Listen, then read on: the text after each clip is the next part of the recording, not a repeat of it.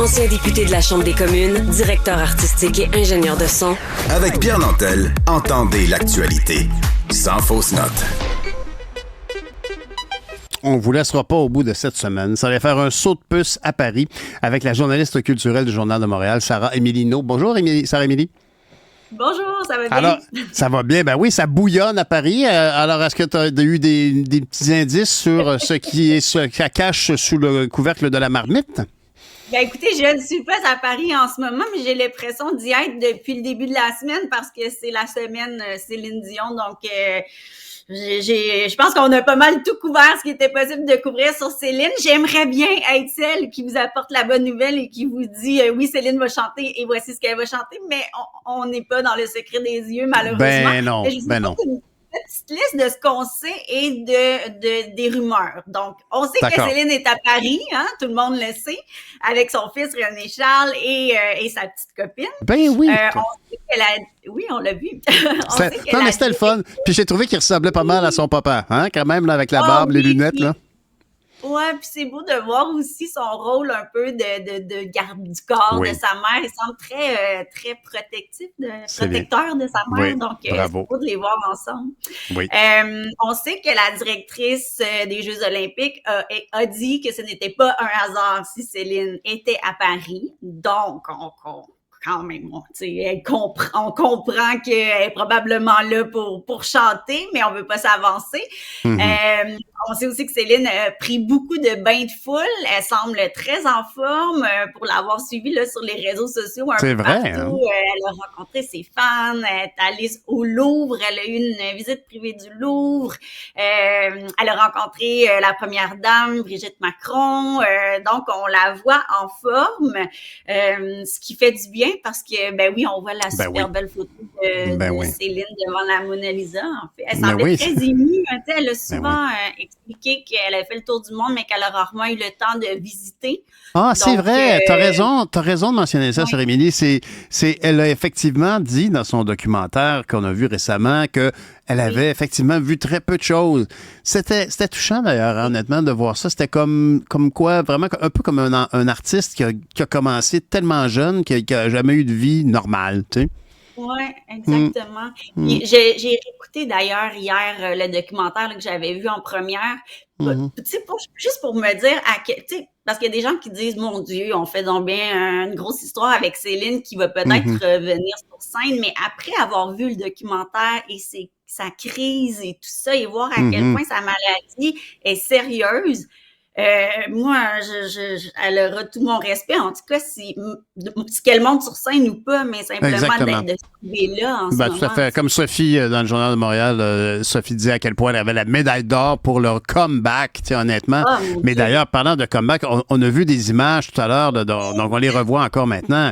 C'est vrai qu'elle a l'air vraiment très en forme. En tout cas, le contraste complet avec ce qu'on a pu voir dans son documentaire. Puis le public français était content de la voir, de toute évidence. Ah oui, puis ça, c'est le clip le plus rigolo à date là, qu'elle a mis. Là, on la voit, elle s'amuse avec les gens, puis après, elle embarque dans la voiture, puis elle sort la tête. Sort par le toit ouvrant? Oui, absolument. Ah ben c'est super. C'est la Céline qu'on aime aussi. Exactement. Mais c'est ça que je pense que pour tout le Québec, il y a une forme de... On a toujours été très fiers de Céline. Après ça... Bon, il y avait des gens qui avaient les moyens d'aller la voir à Las Vegas, mais on avait comme ce sentiment que, ça allait bien pour elle, puis on était bien fiers. On a vu sa maladie, puis on a tous été très touchés. Puis je pense que c'est toi qui suis la culture, je sais pas si t'es d'accord, mais je trouve que en termes de gérance, là, le choix qu'un gérant ou qu'une gérante ferait pour un artiste comme Céline, c'est vraiment l'occasion idéal, si elle en est capable de venir chanter, parce que c'est un moment marquant où toute la planète regarde, et c'est quand même un effort de je sais pas moi, c'est des répétitions puis une performance de 10 minutes. Si elle est capable de le faire, c'est quand même le meilleur choix qu'elle pouvait faire. Ah oui, c'est exceptionnel. Puis après que toute la planète ait vu le documentaire où justement là, on voit à quel point sa maladie était grave et que ça a été difficile pour elle. On sait que ça a été tourné il y a quelques années, mais quand même, le fait de revenir et en plus de revenir dans un événement que toute la planète va regarder, c'est le summum, là, vraiment. Ouais. Ben moi, je sais pas si je suis chauvin, Sarah-Émilie, mais il y a aussi une dimension d'une fierté francophone pour moi dans la mesure où le fait...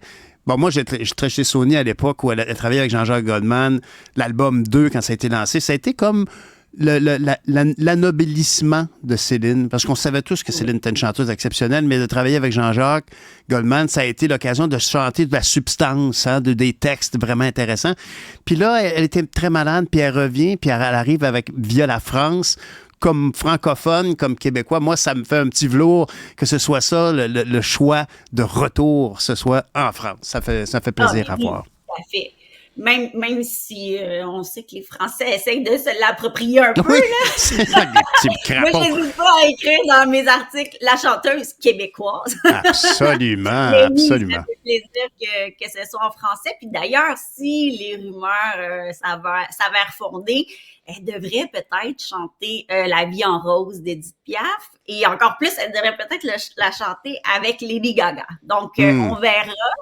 Mais là, j'ai vu, juste avant qu'on se parle, sur Instagram, il y a des photos qui sont sorties de Lady Gaga, justement, en répétition. Oh. Puis on la voit, elle est habillée en noir, mais tous les gens autour, les danseurs et tout ça, ont tous des espèces de plumes roses. En tout cas, on imagine que ça sera peut-être ça correspond. Les morceaux du puzzle s'additionnent pour donner potentiellement la vie en rose. Bon, je souhaite en tout cas. C'est vraiment un bel événement. Puis on sait aussi, est-ce que c'est vrai, est-ce que tu as entendu parler de ça, qu'il y aurait eu une mesure de prudence, c'est-à-dire qu'on aurait enregistré au cas où la performance de Céline, au cas où elle tombe malade? Moi, j'ai vendu ça, mais il y a tellement de choses qu'on entend, mais oui, j'ai entendu ça. J'ai entendu qu'elle avait peut-être été filmée devant ou sur dans la Tour Eiffel. Ben donc, c'est fascinant.